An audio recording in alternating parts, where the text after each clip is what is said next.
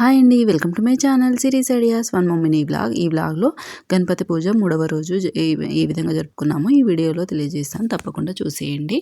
ఇక ఈరోజు వచ్చేసి స్వామివారికి వడలు అనేది సమర్పిస్తున్నాను ప్రసాదంగా.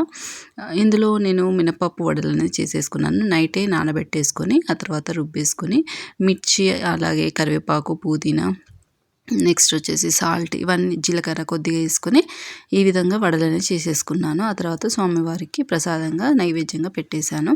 ఇక ఆ తర్వాత 3వ రోజు కింద ప్రసాదం చేసేద్దాం, అపార్ట్మెంట్లో వినాయకుని పెడతారు కదా, అక్కడ పులిహోర చేసేద్దాం అనేసి ఈవినింగ్ నేను పులిహోర అనేది స్టార్ట్ చేసేసాను.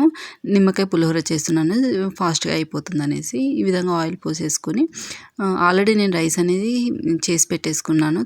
తర్వాత జీలకర్ర, ఆవాలు, పల్లీలు, అదేవిధంగా కరివేపాకు, పచ్చిమిర్చి, ఇంగువ, అలాగే సాల్ట్, ఇవన్నీ వేసేసుకున్నాను.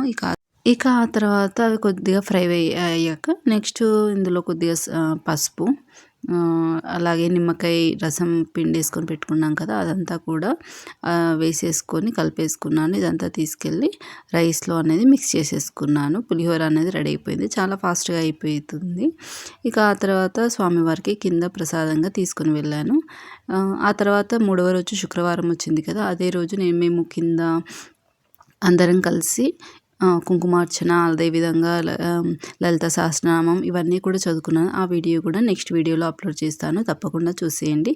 ఈ వీడియో కనుక మీకు నచ్చినట్లయితే లైక్ చేయండి, షేర్ చేయండి, కామెంట్ చేయండి. Thank you.